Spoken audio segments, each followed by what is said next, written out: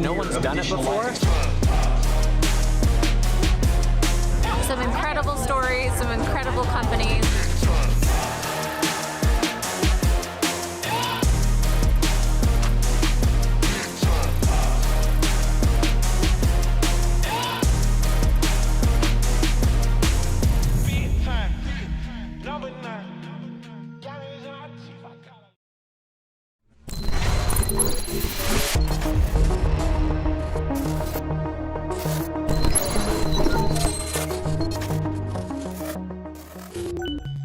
Welcome to the Meat and Potatoes podcast. Today we're joined by Paul Huish, who is the founder and CEO of Drone Hive. That's a cool name. What is Drone Hive? Well, Drone Hive, we are a national drone service provider. We do a little bit of work in Canada as well, but we lean on local pilots throughout the nation. We got over 1,600 signed up as of now to help our clients scale their aerial data collection and help them with, business intelligence that they can get from using drones. Very cool. Fairly straightforward, but go into some detail if you could on, the services you provide and some of the industries that you serve.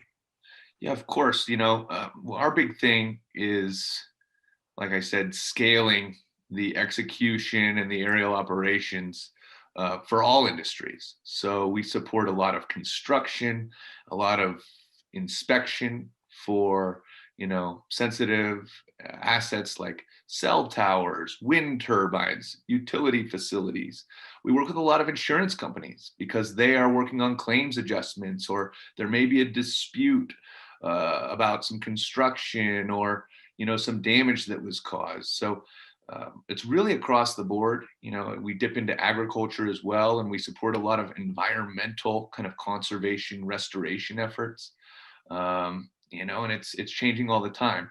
Part of our business is also supporting the R&D initiatives underway, for things like drone delivery and UTM.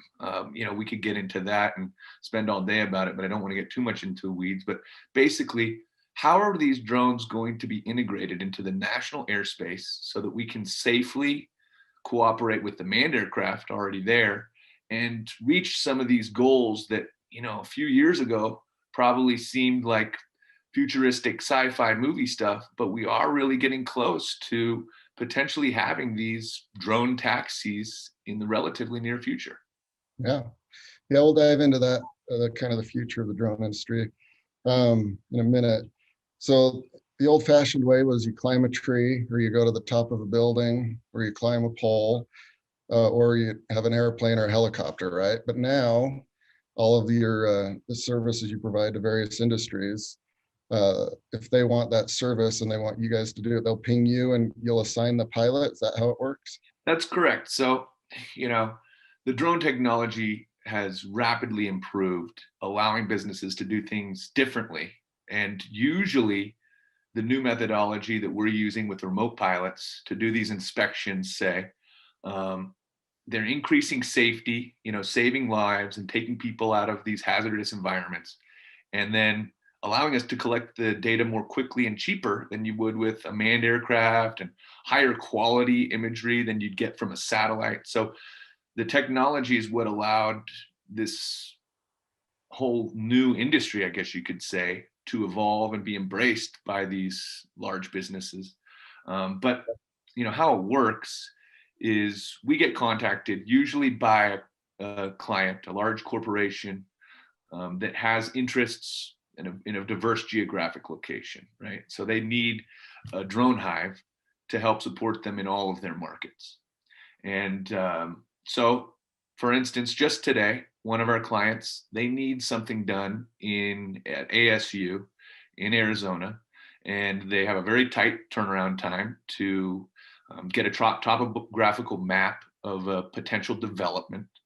And so we're going to send somebody out locally to go out and fly this mission early next week, and then provide them the data so that they can make a decision on whether or not they want to move forward with this development project, or just help with the planning in general. Maybe they already made the decision, but they have some questions about how they're going to approach this project and what needs to be done there and exactly what they're dealing with. So we call on our pilots in Phoenix to see who's available. And, we know these individuals. It's not like they've signed up and they're just sitting there.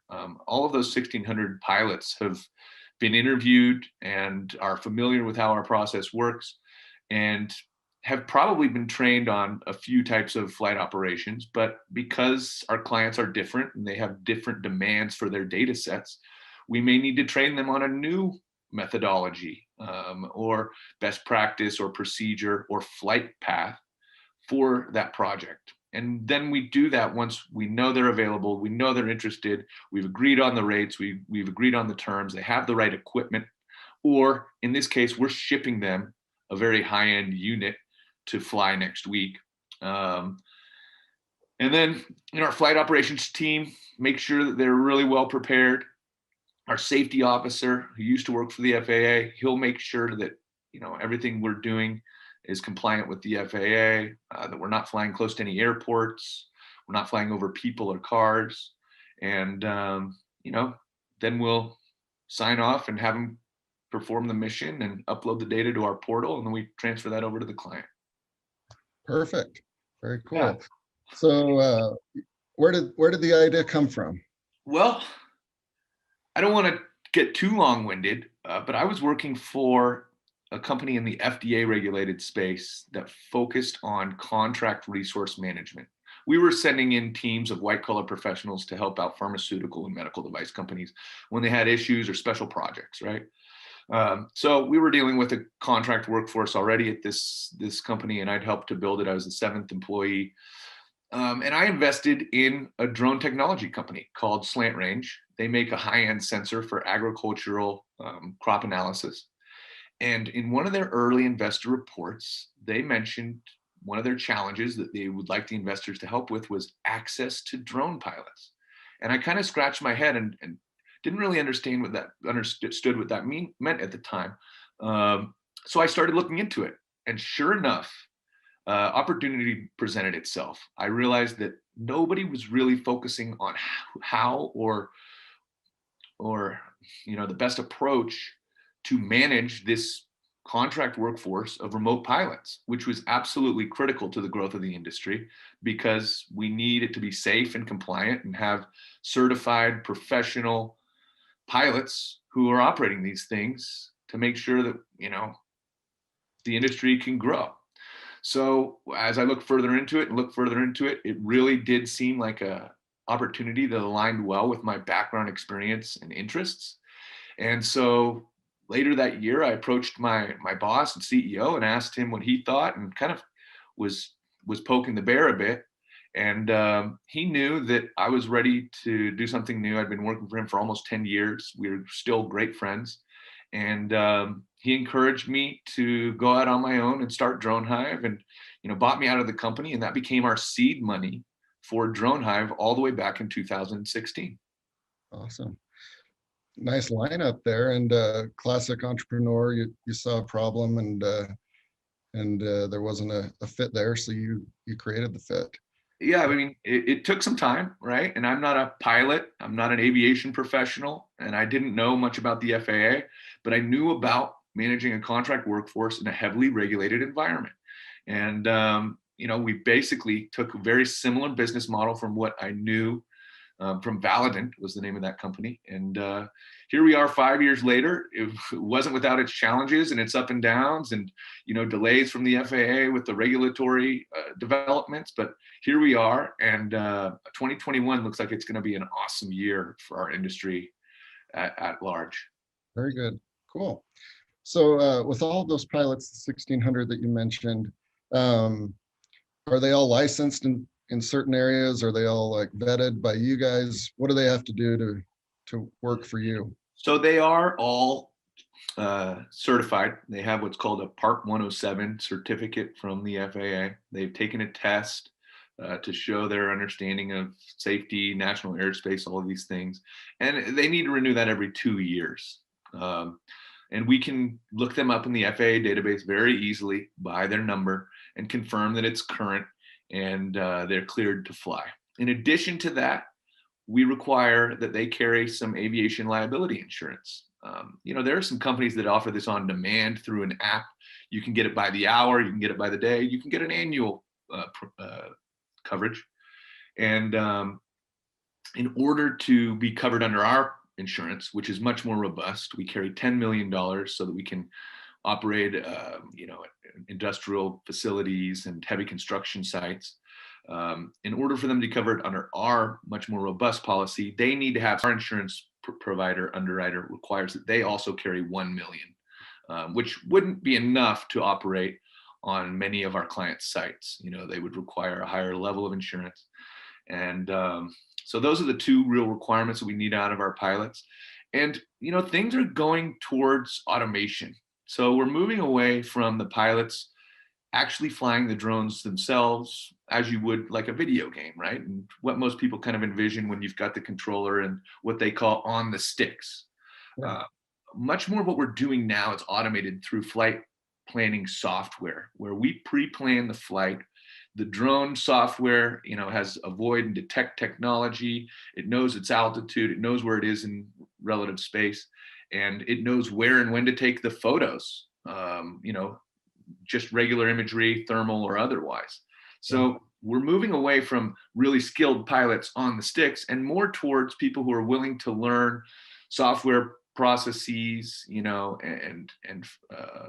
and setting up these more automated flights that allow for repeatability, higher quality, and kind of a more complete data set. Very cool. Yeah, that makes sense. So these aren't drones that you can go buy at a Walmart. I don't know if they sell drones. These sound like they're really impressive. Yeah, the off-the-shelf drones, by and large, these Chinese drones, unfortunately, there is a push to get away from them, and there are some very interesting companies that are developing these drones, even here in Salt Lake, like Teal. But for the time being, the Chinese drones are just very cheap, right? So that Phantom 4 Pro that you may see at the Apple Store, or when the Apple stores were open, but you can buy, or the Mavic 2 Pro that you can probably buy at Best Buy, those will support a large majority of the work that we're doing today. They have a 20 megapixel sensor. They're compatible with all of these apps and the software that I was just mentioning. However, there are more demanding, higher end jobs that those are not suitable for. High resolution thermal scanning, which is something that we've been doing more and more of, and LiDAR, which is vegetation penetrating. Those are very expensive systems. And then there's a new type called RTK, real time kinetic. It's a souped up GPS, you could think of it as. And that allows for very accurate measurements for, topographical or point clouds of, a building or an asset of some sort, so that we're making a really accurate 3D digital twin that can be referenced, further down the road if there's damage to these things, or they can use it to actually inspect for current damage to make sure that, the equipment is operating efficiently and doesn't need any repair. Yeah. Wow, it's quite the world you're living in. Yeah, it's interesting. It's very interesting. My day-to-day is so cool because I'll be talking about, solar developments and conservation easements and wind turbine inspection all on the same day. So it's always very variable and keeps things interesting. Yeah. So how do you acquire new clients? Every business has their funnels and their strategies. What have you guys found to be successful to grow the business? In 2020, we were really lucky because we had a lot of incoming jobs, a lot of referral-based business. Our brand was being recognized and appreciated, and our SEO is good. Our search engine optimization, just by being around for 5 years. Yeah. So people can find us, and that is always a nice thing, and really started to happen more than ever in 2020. But traditionally, and what we're doing now is just direct outreach campaigns, and not email blasts. We learned that doesn't work, a few years ago. We need to find the companies that we think are in need of our services, similar to our existing clients, and need a data collection partner, and maybe haven't tested drones or haven't at least scaled them. Yeah. and probably don't want to have their own aviation department, which is what you really need to set up if you want to have your own unmanned operation in-house. And we tell them what we do and say, we're here, turnkey solution. We want to be your partners. We want to help you grow. We want your business to be more successful. And that direct outreach to finding who at that company would be in the decision-making seat, you know, through a LinkedIn search or through networking and asking people who may know this company, and sending a direct email and just asking for a call. You know, hey, can we just have a 15 to 20-minute chat? I'll tell you about what we do. Even if you don't need it now, it's good to know who we are in case you ever do need us. Sure. And we see a much higher conversion rate on that. And it's just a really direct, genuine approach, you know, hopefully towards people who do actually need this type of support for their business. Yeah. So you have a couple of cool and fun things as well in your life. You were a wilderness first responder, right? Yeah, so I am not doing it now. I got a 1-year-old and a 3-year-old and a 5-year-old business. So, you know, my spare time for volunteer work has dwindled. But previously I was for Marine Search and Rescue, just a cadet. A lot of fun, good way to meet new people in the community and really help out. That aligns with my passion of being outside and being outdoors and helping people. Yeah. But a lot of application for drones in search and rescue, right? That's right. Public service is really embracing drone technology. You know, helping to find people is the easy way. You know, with a thermal sensor, you can fly the drone and find somebody so much easier than you would tromping through the woods. But you know, for other applications, they're starting to use it in fire mitigation, firefighting, and indeed, but the technology still has a way to go. But certainly, the public service and first responding community is really embracing the technology, and it's been cool to see both sides of that. You know, You might not have the answer to this one, but it's genuine curiosity from my part. So it could be a double-edged sword, right, with those drones that have thermal and help find people. But if you're a kind of a shyster or a poacher, you could also, you know, use it to find game and yeah, they are, and fishing too. They've banned it. Actually, the state of Montana put it into legislation. They've banned the use of drones for fishing. And I've heard stories of people outfitting drones that then become a fishing tool where they're putting hooks on them, you know? So that is something we want to absolutely discourage. In many cases, it's illegal. I know that even big fishing outfits, you know, for tuna, for instance, with the Chinese, they're using the drones as scouts as well. Now, on the flip side, there is large efforts underway to equip the anti-poachers with drone technology. And actually, Larry Ellison had a company he was supporting and funding that was specifically focused on this, long-range endurance drones to help find and discourage poachers in Africa. So, you know, the good guys are using them too, luckily, and hopefully we'll end up on top. yeah, that's critical because the animals don't have advocates and they can't. You know, and then there's the fires in Australia killing 2 million animals or something. I don't even have the data or the figure, but there's a gentleman by the name of Lee Kelson there who's set up an incubator for fire tech and really trying to figure out how can we use drones so that this type of catastrophic event doesn't happen in the future.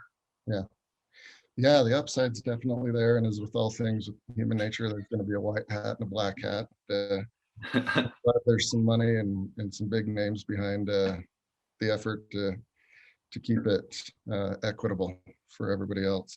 Really cool. So you also worked at Pebble Beach. Oh yeah, that was my high school job. So I grew up in California. I was born in Salt Lake, and my family moved to California when I was young. And during the summers, I worked at golf courses and was lucky enough to get a job as a bag boy at Pebble Beach. You know, just helping people with their clubs, more or less. And really a fun job, but demanding clientele. Right, they're there for a lifetime golfing experience. So, you know, just like everything, you get the nice people, you get the grumpy people, but it was certainly a good customer service kind of first job. Yeah. And of course, aligned nicely with my interest in golf. And, you know, we'd get to play every once in a while, and was really a great job. In so much that, unfortunately, I always wanted to come back from college and get back to do that, because, you know, the money was also fairly good with the tips and everything. And so, Yeah. you know, it was hard to balance the internship versus coming back to California to where I wanted to be on the West Coast. I went to school at Lehigh University back in Eastern Pennsylvania, so it was a long way from home. And Yeah. you know, it was a great summer job, and I got to meet some pretty cool people too. Of Yeah. course, you know, there's a lot of powerful and, you know, famous people playing golf at Pebble Beach, so that was fun also. Yeah, heck of a job. And obviously, golf courses are, good clients of drone and drone service providers. I've seen, just some beautiful aerial footage of We some uh we courses. did we did some work at Pebble Beach flying drones for video game development. Oh, cool. Interesting enough. Yeah, so we sent teams out for a few days to fly the entire course, and that went into a video game that needs to remain confidential, unfortunately. So much of what we do is confidential and sensitive, and we don't own the data, which is good for our business because it minimizes the risk. But, you know, these large corporations like to keep things quiet. Yeah, absolutely. All right. So what are the plans for Drone Hive in 2021? What are your goals and objectives? We want to get more involved in supporting environmental activity. So land conservation, land restoration activity. There's a lot of benefits that can be had from those efforts by using aerial data Okay. and planning. And overall, it's my directive is simple. My goal is simple. I want as many people flying drones as safely as possible everywhere in the US for all applications. And anything that we can do to encourage that and promote that will in turn be good for our entire industry. And I think good for society. There's a lot of benefits that this technology can bring by creating jobs that do not require a college degree. So we're focused a lot on these partnerships with STEM education programs. We already have partnerships with some of these programs in the Bronx, in Baltimore, in Detroit, and we're working on setting one up in Chicago and here in Utah also. And you know, just encouraging these individuals who might have the passion or the interest to get involved with the industry, that they can do so with a college degree. I mean, without a college degree, just straight out of high school. So we're promoting that, and you know, just trying to grow the business and keep up with demand, and test new applications and further integrate drones into the national airspace, with the support of, you know, the American public. Yeah. Well, it sounds like you're in a fun spot and you're enjoying it, and that's always good when you can be passionate about what you do daily. Well, so if folks are interested in joining the team or hiring you as a client, what's the best way? They can go to the contact us page on our website, which is www.dronehive.com, and they can create a profile there, and one of our recruiters will reach out to have a conversation and walk them through the process and get to know them a little bit. We try to be very hands-on. We don't run this through an app like a Uber or a Lyft. We want to be in touch with our pilots and give them the support and encouragement and training that they need so they can be successful and develop their skills. So I hope that anybody listening who's got an interest will reach out to us there. They can also just send a note through the contact us page with any questions. And somebody, a real human, will get back to you in a relatively short amount of time. And, you know, even just questions about what's possible, or if you have an idea for your business that maybe isn't real today, but it's something that we can explore and work on, that's what we want to do. You know, people come to me with interesting concepts all the time, and we'll just give honest, truthful feedback about whether or not that's possible and what we can do to help make it a reality. All right. Very cool. Well, thank you so much, Paul, for taking the time to be No, on the. Garrett, it's my pleasure, man. I'm so happy to be part of the Utah business community and what's going on here with Silicon Slopes. And, not just for the drone industry, but I think 2021 is going to be huge for the Utah business community and Silicon Slopes as well. And we're just happy to be here along for the ride with you guys. So thanks so much for your interest in what we're doing and for the support for your networking group. And if there's anything at all we can ever do to help the community, please reach out to me directly, and I'll do whatever I can to help. Perfect. Cool. Thank you, Paul. Appreciate it. Thanks so much, Garrett. Have a great week, man. You too. See ya.